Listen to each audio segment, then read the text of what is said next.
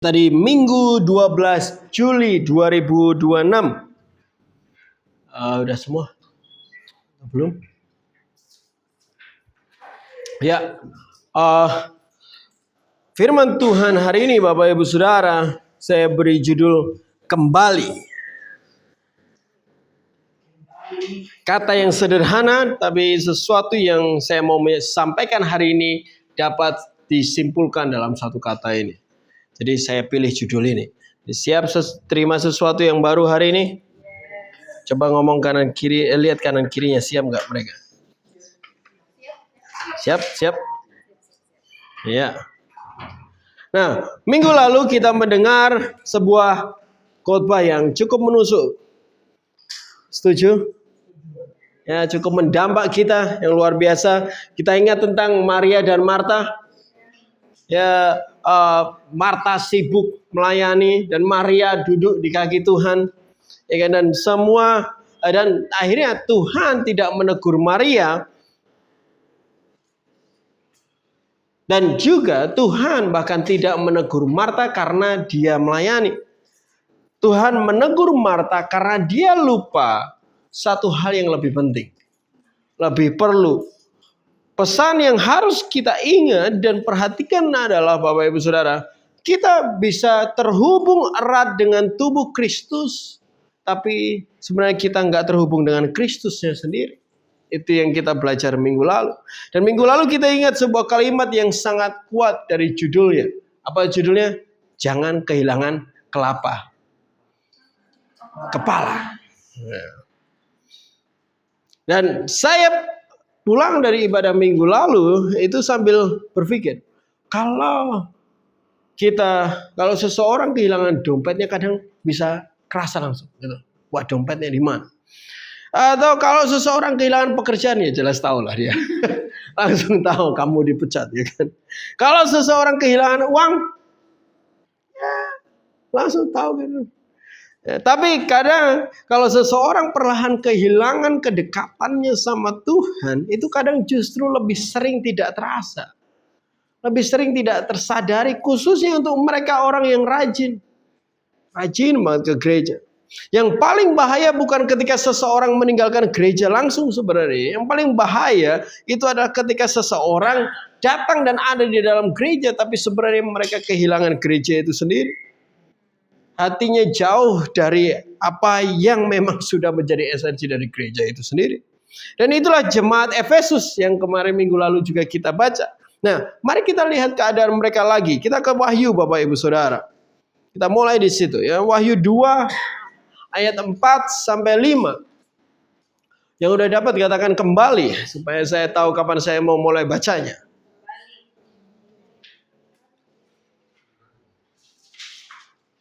Kita coba program yang baru hari ini dan bisa 2 bahasa dia ayatnya. Jadi bisa membantu. Kita coba nanti suatu saat mungkin kita bisa buat itu worshipnya juga 2 bahasa. Nah, sebelum kita baca. Kita baca dulu ayat 4 dan 5. Tetapi aku mencela engkau karena engkau telah meninggalkan kasihmu yang semula. Sebab itu ingatlah betapa dalamnya engkau jatuh, disebut di situ. Bertobatlah dan lakukanlah lagi apa yang kau lakukan semula. Nah, Bapak Ibu Saudara, kalau kita baca benar-benar ayat ini, dikatakan di situ aku mencela engkau. Siapa ini yang dicela? Jemaat Efesus, ya kan? Karena mereka meninggalkan kasihnya yang semula dan mereka harus bertobat dan lakukan lagi apa yang mereka sudah lakukan. Nah, dikatakan di sini sederhananya yang kita bahas juga minggu lalu adalah ingatlah, bertobatlah. Jadi ada ingat, bertobat, ya kan, harus tobat dan lakukan kembali.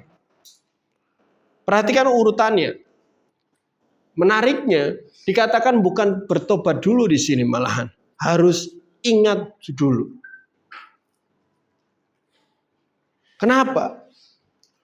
Bapak Ibu Saudara, karena pemulihan sesuatu itu karena dimulai dari mengingat. posisi dan keadaanmu, mengingat siapa Tuhan, itu akan membantu untuk kita bisa benar-benar mengingat sebenarnya siapa kita. Kadang kita menjadi tumpul karena kita merasa lebih tinggi daripada Tuhan, karena kita lupa siapa Tuhan sebenarnya. Pemazmur paham betul prinsip ini. Di Mazmur 77 ayat 12 dia katakan, aku hendak mengingat perbuatan Tuhan.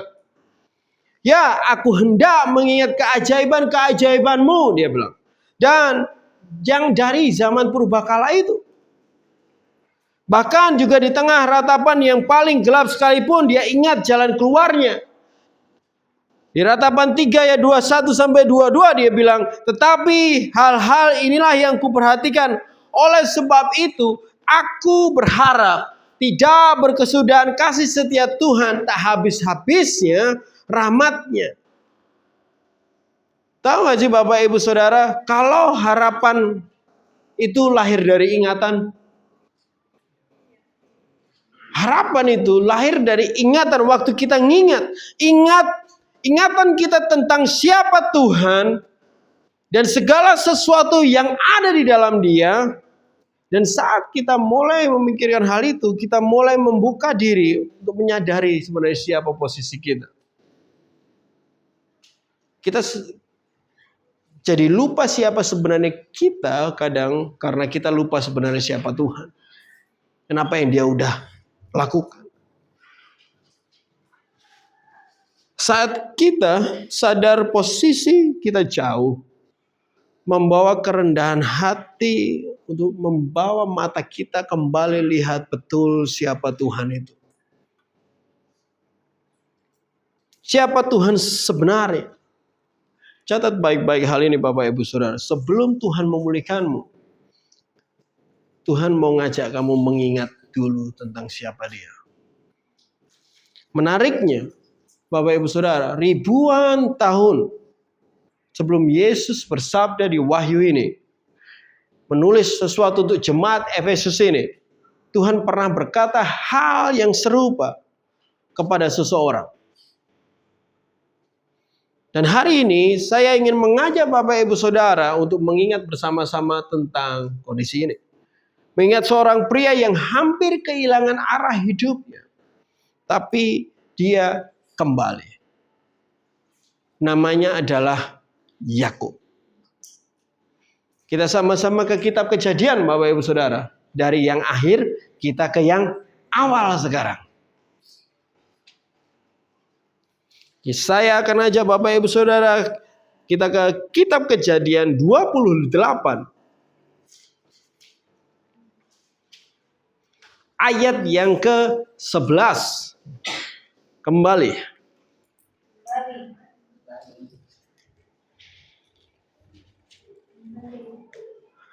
Dikatakan ia sampai ke suatu tempat. Jadi ada satu tempat dia nyampe di situ dan bermalam di situ. Karena matahari terbenam, ia mengambil sebuah batu yang terletak di tempat itu dan dipakainya sebagai alas kepala, lalu membaringkan dirinya di tempat itu. Nah, coba bayangkan malam itu Bapak Ibu Saudara, kadang kita melewati sebuah kondisi yang kita cuma baca gitu aja. Tapi di sini nggak ada lampu keadaannya, nggak ada rumah keadaannya, dan nggak ada tenda yang dia sempat bawa atau sewa di sebelah situ. Ditambah nggak ada Google Maps juga, dia nggak tahu dia di mana. Untuk pertama kalinya, ini posisi di mana Yakub benar-benar sendirian, benar-benar sendiri, katakan sendiri. Pernah ngerasa sendirian? Dan menariknya Alkitab sengaja berkata, nulis sengaja dia ngomongin matahari telah terbenam. Dia sengaja ngasih informasi tentang waktu. Nah, menurut beberapa rabi Yahudi Bapak Ibu Saudara, kalimat ini bukan sekedar ngomongin tentang waktu, tapi ini juga nunjukin tentang keadaan. Katakan keadaan. Keadaannya apa kalau matahari sudah terbenam? Gelap, sunyi, dan juga Yang orang kadang nggak sadar di dalam kegelapan. Di dalam kegelapan itu nggak ada arah. Karena kamu nggak bisa lihat arah. Bukankah hidup kita juga seperti itu? Ada musim ketika gelap, bukan hanya di langit, tapi di dalam hati. Di mana di dalam hati kita tidak bisa melihat arah lagi, tidak ada harapan lagi karena adanya kegelapan sebenarnya. Tapi juga Yakub di cerita ini sedang melarikan diri sebenarnya. Kesendiriannya karena ada pelarian, dia baru aja nipu ayahnya, dia baru aja merebut berkat dari kakaknya dengan cara ya lumayan licik lah ya. Dan sekarang dia lari kesendirian di ayat ini, di pasal ini. Dia lagi OTW kemana? Yang tahu? Nggak ada yang tahu. Kemana dia OTW-nya? Haran. Ya, jadi posisi dan kondisi Yakub tidak punya rumah, tidak punya bantal, tidak punya masa depan yang jelas, dan tidak hanya gelap secara fisik, tapi di dalam hatinya juga gelap karena memang apa yang udah dia lakukan sebelumnya. Dari ayat ini pertanyaan saya sederhana sebenarnya. Kenapa kita repot-repot mencatat detail-detail yang sekecil ini? Contohnya adalah sebuah batu dikatakan. Ngapain nggak ngomong dia akhirnya tidur di situ? Ada detail batu.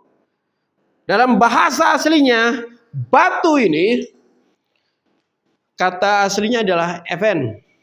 Kalau orang Kalimantan mungkin nyebutnya epen. Nggak bisa ngomong V mereka. Epen itu fitnah. Gitu.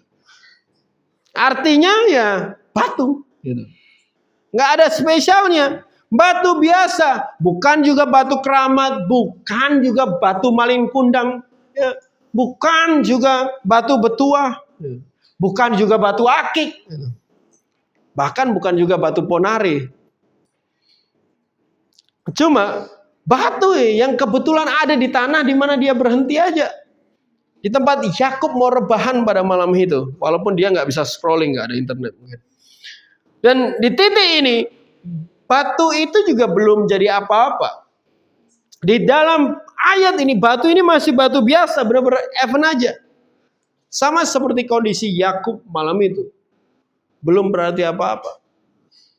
Dia hanyalah seorang pelarian dari penipu yang sedang melawan penipuan.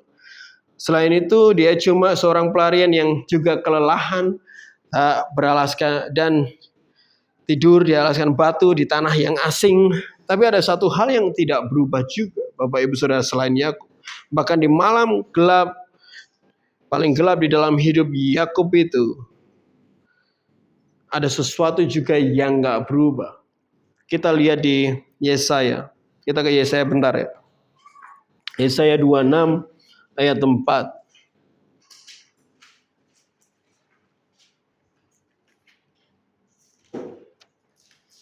Yesaya 26 ayat 4 kembali.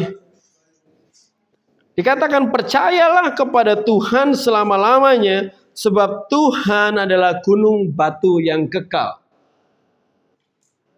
Siapa gunung batu itu? Yesaya mengatakan Tuhan kita adalah gunung batu yang kekal. Itu tertulis di Alkitab saya rasa Alkitab Bapak Ibu Saudara juga ada. Nah, saya mau pastikan Bapak Ibu Saudara tahu saya ngomongin tentang sesuatu yang sesungguhnya ada. Pernah sadar enggak? Seberapa banyak hidup kita berubah?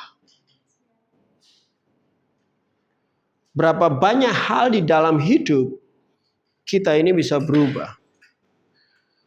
Tubuh berubah. Ya enggak sih, ada yang nambah kurus, ada yang nambah gemuk. Umur berubah. Saya mencoba nahan umur saya. Nggak bisa.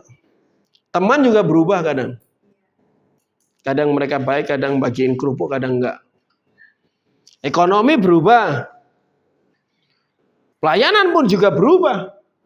Perasaan kita, ayo pagi seneng bisa jam 10 udah nggak seneng lagi ya bisa. Bahkan iman kita juga kadang naik turun. Tetapi Yesaya berkata Tuhan adalah gunung batu yang kekal, mengisyaratkan bahwa kalau hari ini kita goyah, batu itu tidak pernah goyah. Kalau hari ini kita goyah, yang goyah itu sebenarnya bukan batunya, yang bergeser adalah kaki kita karena kita berdiri di atas batu itu. Seperti cerita ini Bapak Ibu Saudara, yang berubah adalah Yakub, dan dia yang datang membawa rasa bersalah, dia yang datang itu membawa semua ketakutannya, dia datang dengan tanpa arah. Tapi sebabnya solusi Tuhan bukan membuat batu yang baru, karena batu tidak berubah. Batu tidak pernah berubah. Saya ngomongin ini berkali-kali. Supaya Bapak Ibu Saudara ingat di awal ini untuk saya katakan batu tidak pernah berubah. Yang berubah selalu kita. Dan esok paginya terjadi sesuatu nih. Yakub melakukan sesuatu yang aneh pagi-pagi itu.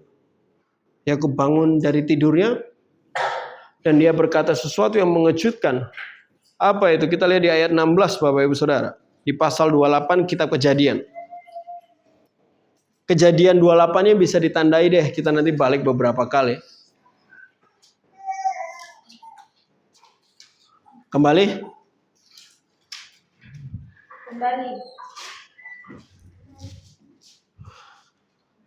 Nah, ketika Yakub bangun dikatakan di ayat 16 dari tidurnya, berkatalah ia, sesungguhnya Tuhan ada di tempat ini dan aku tidak mengetahuinya.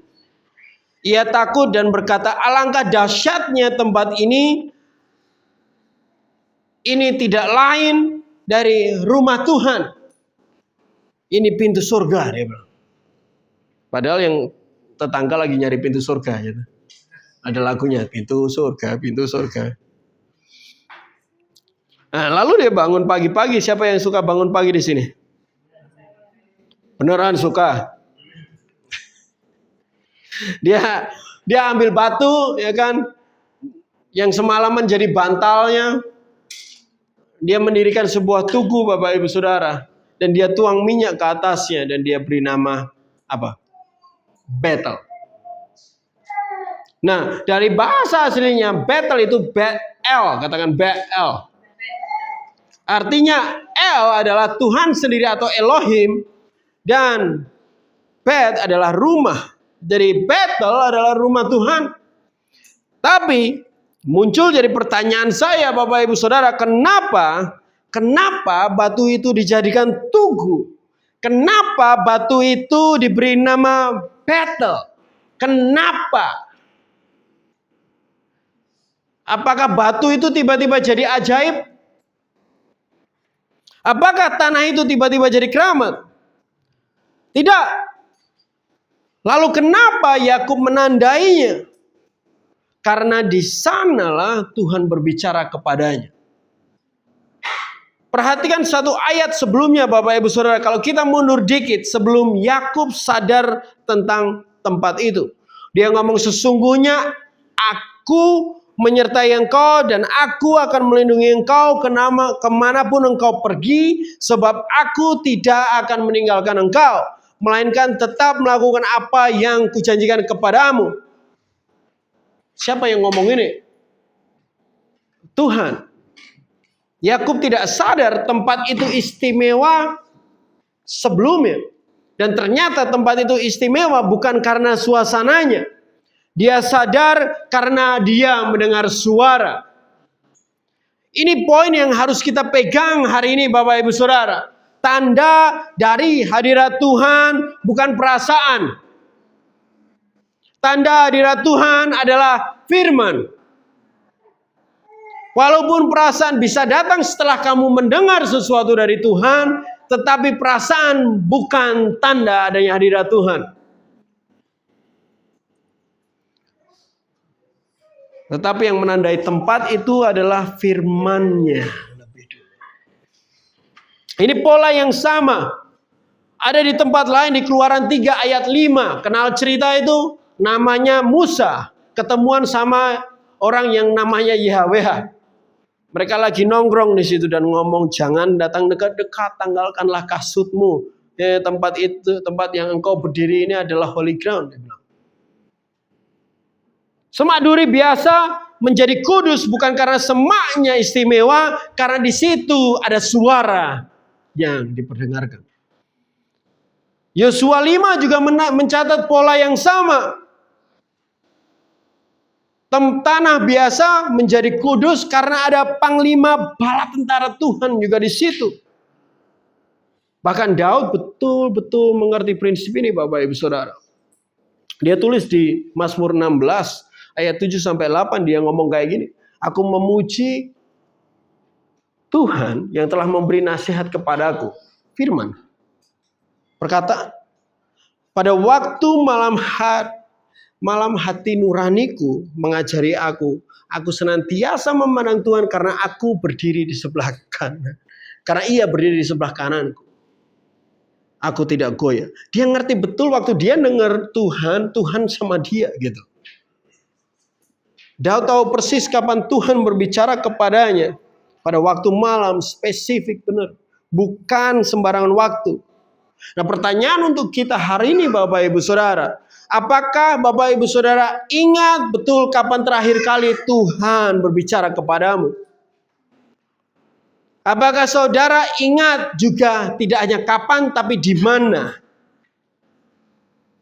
Yakub menandai tempatnya. Bahasa Ibraninya untuk mengingat itu adalah zakar Bapak Ibu Saudara. Jangan ditambah buah ya. Ya. Ini bukan sekedar mengenang. Nggak cuma mengenang aja. Tapi tindakan aktif menandai. Mengingat itu menandai betul. Supaya tidak lupa. Tahu ingat di Yosua 4. Ya, ada 12 batu yang didirikan di tepi sungai Yordan. Ingat cerita itu? Supaya apa? Supaya generasinya bisa nanya. Kenapa itu Papa? Apa itu? Baru ada cerita. Tahu di 1 Samuel 7, ya Samuel mendirikan sebuah batu juga menamainya Ebenezer. Jangan sampai di situ Tuhan nolong kita. Bukan kebetulan Alkitab penuh dengan orang-orang yang menandai tempat mereka bertemu dengan Tuhan. Yang Yakub tandai bukan batunya, tapi yang Yakub tandai dengan batu adalah hadirat Tuhannya. Lalu cerita Yakub selesai atau berhenti dari situ? Kita lihat Bapak Ibu Saudara Kejadian 35. Kita ke Kejadian 35.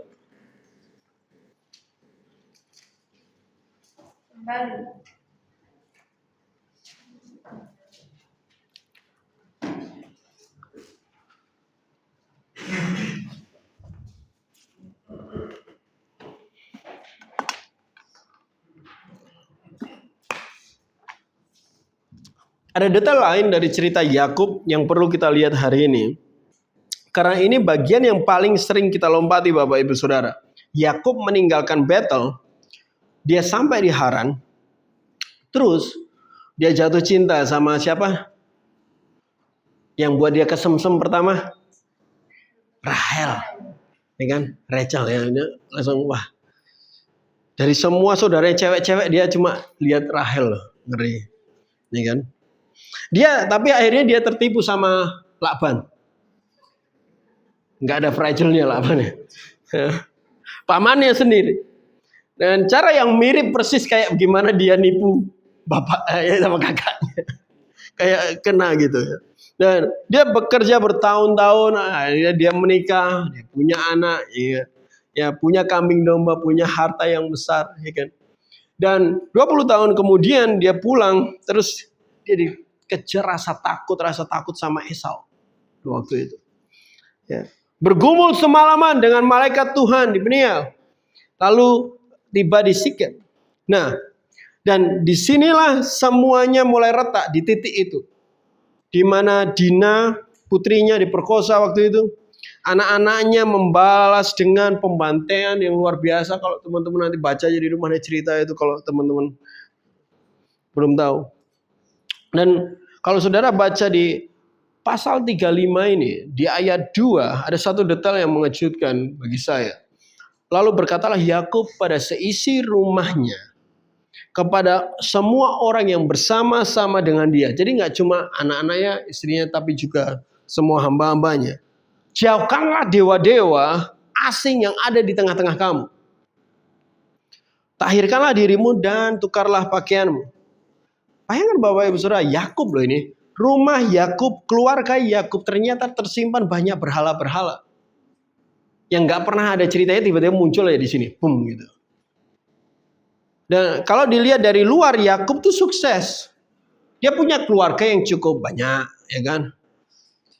Mungkin bisnis dombanya juga jalan lancar. Punya harta melimpah, semuanya ada. Punya nama yang disegani, tapi kalau dilihat di dalamnya rumahnya berantakan, ada berhala-berhala. Dan anaknya begitu. Bukankah ini gambaran banyak dari kita? Tetap melayani, tetap bekerja, tetap membangun keluarga, membangun karir, membangun pelayanan. Tetapi sebenarnya hatimu lelah. Tapi sebenarnya pikiranmu kadang enggak di sini. Tapi sebenarnya kamu di ujung tanduk antara berhenti dan keluar. Terlihat semuanya baik. Dan rumah kita tanpa kita sadari itu dipenuhi dengan hal-hal yang bukan Tuhan. Dan mungkin bukan berhala yang bentuknya patung sih. Tapi berhala yang bentuknya kesibukan. Lebih dari waktu sama Tuhan. Berhala yang bentuknya kekhawatiran. Lebih dari percaya dan tenang di dalamnya. Berhala yang bentuknya versi diri kita sendiri yang kita bangun sendiri. Untuk diri kita sendiri. Waktu kita tanpa Tuhan. Lalu di tengah kekacauan itu. Ayat 1 di pasal 35 ini Bapak Ibu Saudara. Tuhan ngomong ini. Bersiaplah, pergilah ke Betel. Tinggallah di situ. Buatlah mezbah. Yang aku sudah nampakkan diri kepadamu. Ketika kamu lari dari Esau.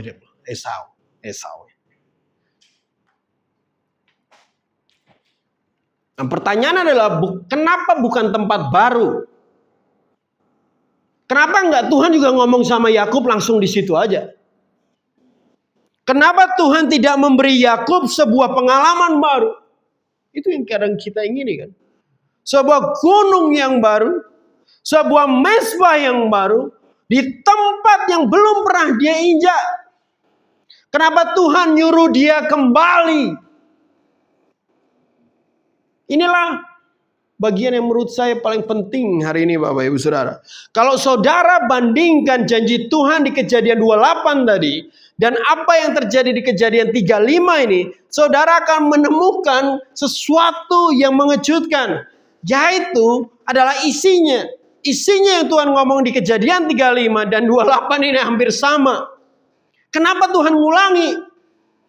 Kenapa Tuhan melakukan pengulangan setelah puluhan tahun? Karena Tuhan tidak sedang memberi Yakub panggilan yang baru. Tuhan sedang memulihkan ingatannya. Mari kita lihat 3 hal yang Tuhan pulihkan di Betel. Satu persatu. Karena kita akan lihat apa yang Tuhan pengen kita ingat hari ini. Untuk hidup kita. Mau lihat itu bersama-sama? Kita ke ayat 10 di pasal 35 ini Bapak Ibu Saudara, dikatakan namamu Yakub. Kira-kira Yakub lupa emang namanya. Dari sekarang namamu bukan lagi Yakub, melainkan siapa? Israel. Itulah yang akan menjadi namamu, dia bilang. Yakub artinya penipu. Yang diubah menjadi Israel. Israel berarti apa? Dia yang bergumul dengan Tuhan. Tuhan tidak menghapus masa lalunya. Tapi Tuhan menegaskan siapa dia sesungguhnya di hadapan Tuhan.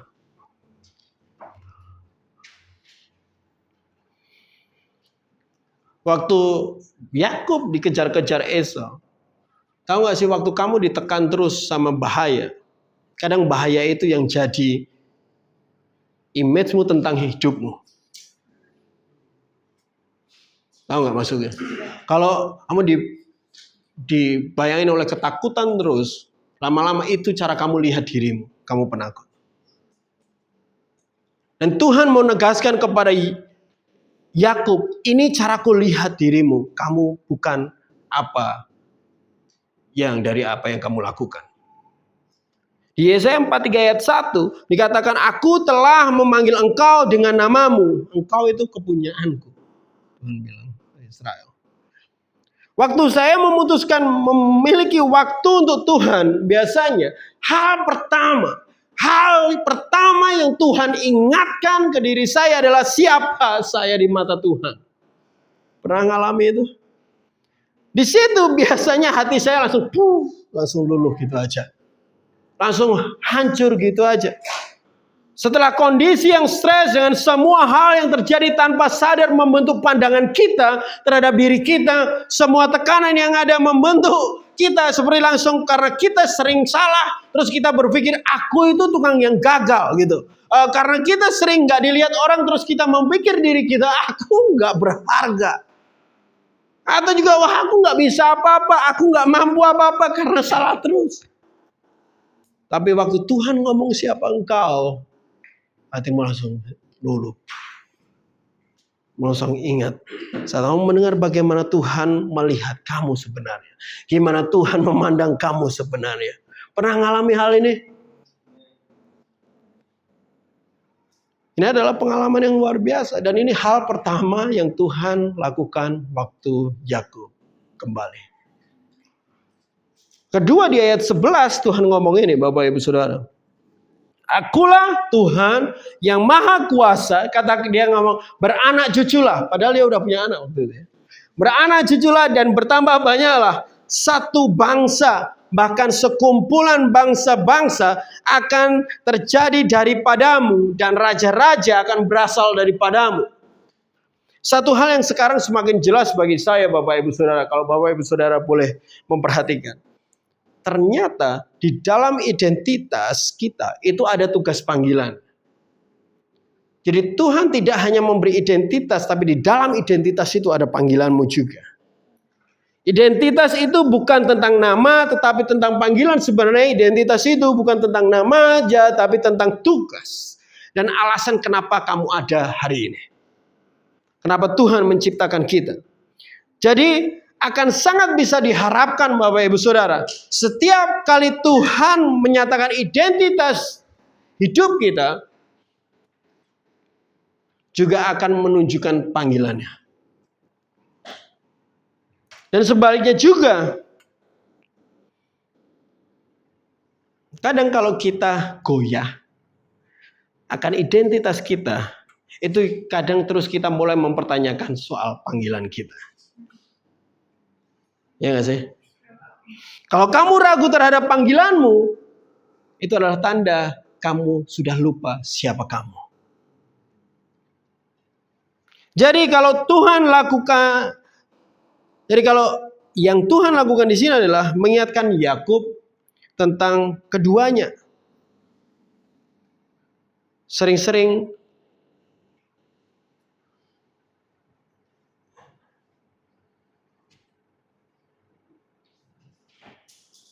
semakin sering kita mendapatkan hal ini, sebenarnya semakin sering juga kita dikuatkan.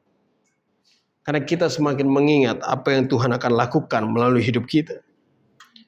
Karena Tuhan membantu saya untuk mengingat tentang saya dan alasan kenapa saya diciptakan. Dapat kekuatan baru. Catat hal ini. Tuhan tidak mengubah panggilan Yakub. Tuhan mengembalikan ingatan Yakub terhadap panggilan itu. Pertama, identitas yang dipulihkan. Kedua, panggilan ada di dalam apa yang Tuhan katakan. Dan ada satu lagi, kita lihat yang ketiga. Di ayat 12 dia ngomong ini. Dan negeri ini yang telah kuberikan kepada Abraham dan kepada Ishak dan juga kuberikan kepadamu juga kepada keturunanmu. Yang ketiga yang Tuhan ingatkan kepada Yakub adalah apa yang Tuhan berikan untuk dia dan keturunannya. Ini bicara apa? Janji Bapak Ibu Saudara. Katakan janji. Apa janjinya? Yaitu adalah negeri. Negeri itu tanah. Ada yang tahu nggak kenapa Tuhan kasih tanah ke Yakub? Kenapa kok dikasih malah tanah? Kenapa? Kenapa Tuhan kasih Yakub tanah? Karena ini tentang apa tugas Yakub itu sendiri. Lah kalau Tuhan suruh dia beranak cucu, emangnya anak cucunya mau tinggal di mana kalau nggak ada tanahnya? Gitu. Banyak disuruh banyak-banyak lagi beranaknya. Ingat? Saya melihat bagaimana janji Tuhan itu seperti fasilitator, katakan fasilitator. Cara Tuhan memfasilitasi supaya panggilan kita sukses. Supaya kita sukses di panggilan itu. Kalau teman-teman semua banyak janji Tuhan terhadap orang-orang di Alkitab itu begitu modelnya. Di battle Tuhan akan pulihkan juga janjinya untuk hidup kita, Bapak Ibu Saudara. Tetapi yang banyak orang Kristen gagal adalah mereka tidak mengenali janji Tuhan. Waktu Tuhan omongin. Karena pikiran mereka janji Tuhan itu sesuatu yang membawa kesuksesan bagi hidupnya, kemakmuran bagi hidupnya, kekayaan bagi hidup. Padahal janji Tuhan akan selalu bicara tentang gimana Tuhan mau membuat kamu jadi sukses untuk lakukan panggilan. Sehingga kamu nggak ngeh kalau itu janjinya maksudnya gitu. Pahami Tuhan tidak menciptakan kamu untuk hidupmu dimuliakan tetapi supaya dia dimuliakan di dalam hidup. Yang luar biasa adalah tanah ini telah diberikan sejak nenek moyang Yakub. Dari Abraham, Ishak, sudah dikasih tuh. Tuhan setia banget. Tuhan setia banget. Sampai dia sudah siapkan sesuatu yang bakal membantu panggilan Yakub semenjak nenek moyang Yakub. Tuhan sudah menyiapkan sesuatu bakal berguna untuk panggilanmu sejak sebelum kamu dilahirkan. Dan lihat dari sini, yang kita bisa lihat dari sini adalah harapkan di dalam perjumpaan kita sama Tuhan,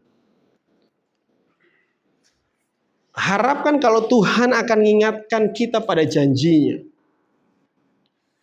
Tapi kalau dia berjanji, pahami janjinya itu sesuatu yang akan membuat kita semakin sukses untuk melakukan panggilannya. Memang tugas kita. Dan selain itu di Ibrani juga dikatakan, Ibrani 6 ayat 19 dikatakan pengharapan itu adalah sauh yang kuat dan aman bagi jiwa, ya, yang telah dilabuhkan ke belakang tabir. Mengingat janji memberi kekuatan Bapak Ibu Saudara. Amin. Kekuatan untuk kita tidak bergoncang waktu menghadapi kesulitan di dalam panggilan itu. Karena kita tahu Tuhan pasti menolong. Karena Tuhan tahu aku hanya tinggal maju aja. Tidak tergoncang saat menghadapi kekurangan. Tidak tergoncang saat menghadapi tantangan. Karena janji menguatkan. Amin.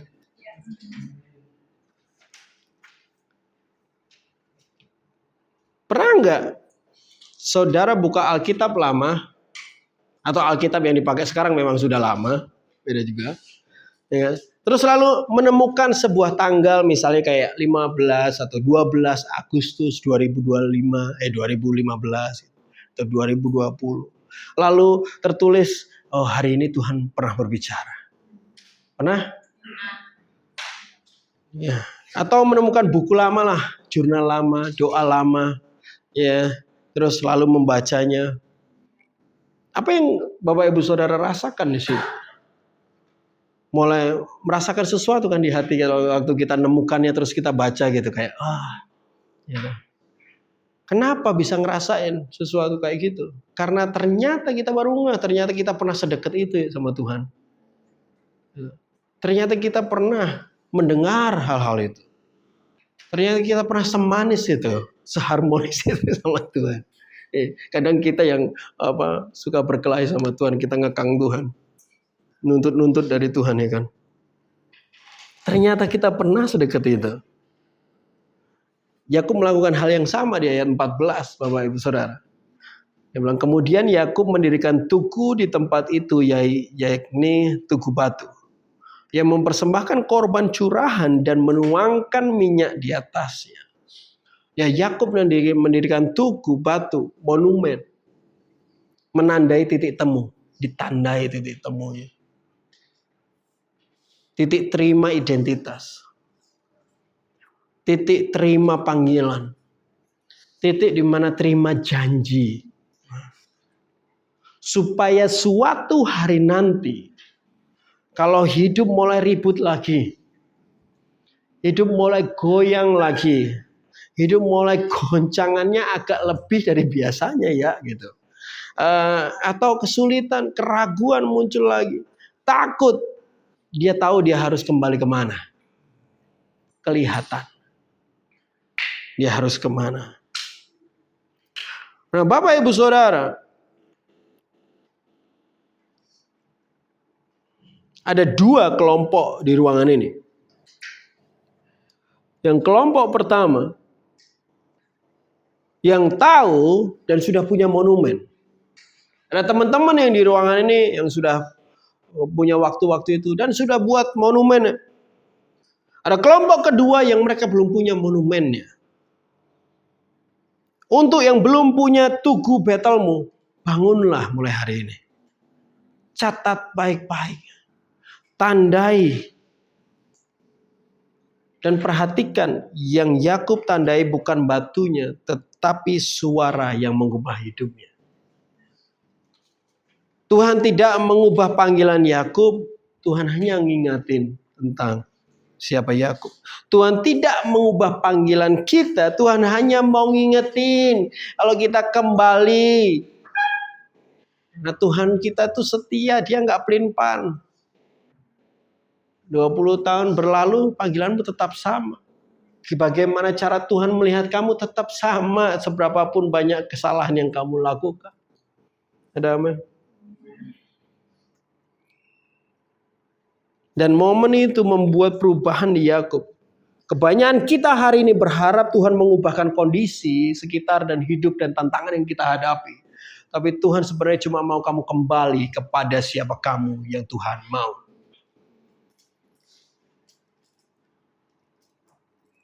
Saya tahu satu hal yang kita perlu lakukan.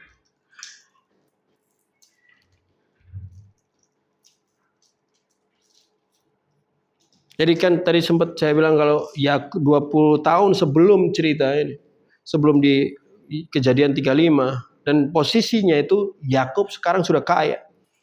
Sudah punya banyak kambing domba, punya istri, punya anak, punya pekerjaan. Kalau dia punya Instagram pada waktu itu, pasti fitnya itu Yakub kelihatan sempurna gitu kan. Weh, ngobrol bareng sama anak, makan bareng, keluarganya banyak. Tapi Alkitab selalu lebih jujur daripada Instagram. Di balik semua keberhasilan itu rumahnya ternyata retak. Yang tadi saya katakan ada Dina, masuk Simeon, masuk Lewi, ya masuk berhala. Ya. Bapak Ibu coba pikirkan, kalau Bapak Ibu Saudara adalah Tuhan, kalau kita adalah Tuhan di dalam cerita ini, Yakub baru saja gagal, rumahnya penuh sama berhala, anaknya membuat pembantaian. Kira-kira apa yang kamu akan lakukan kalau kamu sebagai Tuhan? Mungkin kita akan deket banget untuk ngomong, aku nggak mau pakai kamu lagi lah, aku cari orang lain. Ya atau ya? Mana janjimu, katanya kamu mau setia. Gitu. Tetapi ini bukan yang Tuhan katakan, dan Tuhan katakan cuma satu. Katakan satu. Cuma satu kata, kembali. Kembali. Di Kejadian 35 ayat 1 ini, boleh garis bawahi dan ingat. Kembalilah ke Betel. Mungkin hari ini, yang Tuhan mau bukan membuat kamu menangis, bukan membuat kamu rebah gitu kan. Dia tidak mau memberi nubuatan baru. Mungkin Tuhan sedang katakan satu kalimat aja, kembali. Ayo balik lagi. Waktu-waktu manis itu. Hanya satu kalimat. Kembalilah ke hari ketika aku memanggilmu waktu itu. Kembalilah ke doa-doa yang dulu membuat kamu menangis. Kembalilah ke firman yang dulu mengubahkan hidupmu. Kembalilah ke janji yang sudah hampir kau lupakan. Kembalilah kepada apa yang kukatakan, yang tadi yang kau percayai, sekarang kau tinggalkan. Karena aku belum berubah, Tuhan katakan hari ini. Karena aku masih batu yang sama, hadiratku masih sama, firmanku tidak tergoncang, janjiku tetap setia. Yang berubah hanyalah jarak kita, Tuhan mau ngomong hari ini. Aku masih di tempat yang biasa kita ngobrol kemarin.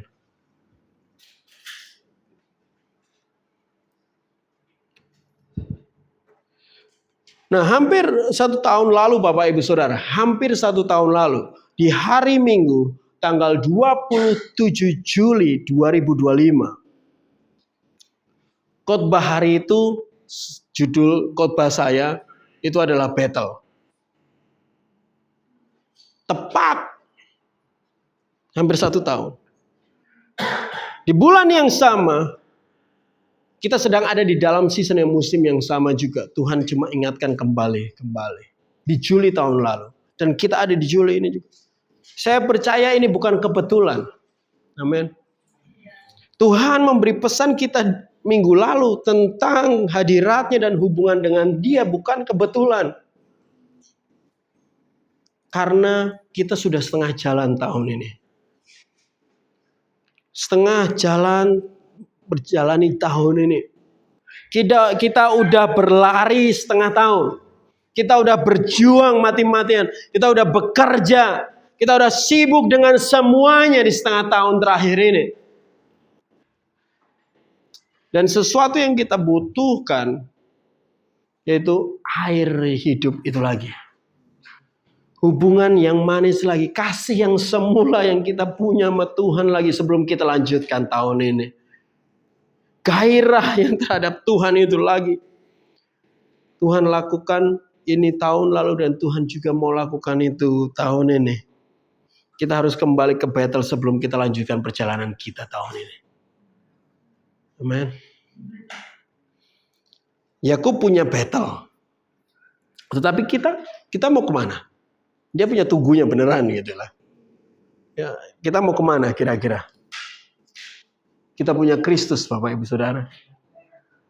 Lihat Matius 7 ayat 24 sampai 25.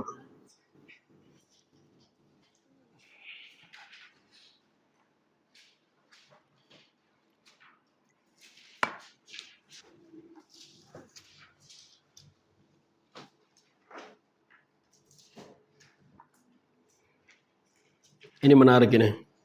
Aku harap Bapak bisa jelasin dengan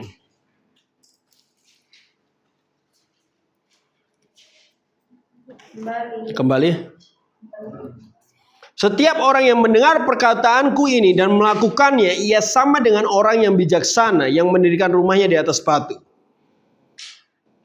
Nah, jelas di sini Yesus katakan ya kan, dia ngomong cara kita untuk bisa nempel di atas batu itu adalah dengerin apa yang dia katakan. Ya nggak sih? Sederhana kayak gitu kan?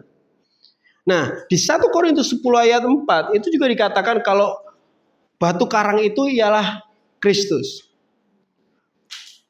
Terus juga di Efesus Paulus, di Efesus 2 ayat 20 Paulus itu katakan dengan Kristus Yesus sendiri sebagai batu penjuru. Nah, sadari Bapak Ibu Saudara, battle itu bukan tempat, battle itu sebuah pola Bapak Ibu Saudara. Sebuah gambaran di mana Kristus adalah penggenapan sepenuhnya dari itu.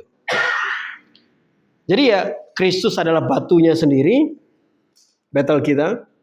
Tetapi juga caranya untuk nempel sama batu yaitu Kristus sendiri adalah dengerin perkataannya juga gitu. Ngikutin ke apa yang dia omongin juga. Ya kan menarik kan? Jadi Kristus adalah batu itu juga, cara kita nempel sama batu itu juga harus dengerin dia gitu. Jadi Kristus itu sepenuh penggenapan sepenuhnya. Apa yang dia katakan. taati. Ini menarik ya teman-teman. Jadi sadari, setiap kali kita kembali kepada Kristus, kita sedang kembali ke battle kita. Kamu tidak perlu mencari tempat yang baru. Kamu hanya perlu kembali kepada pribadi yang sama, yang tidak pernah berubah. Yaitu Yesus Kristus Tuhan. Sudah sejauh ini kita berubah.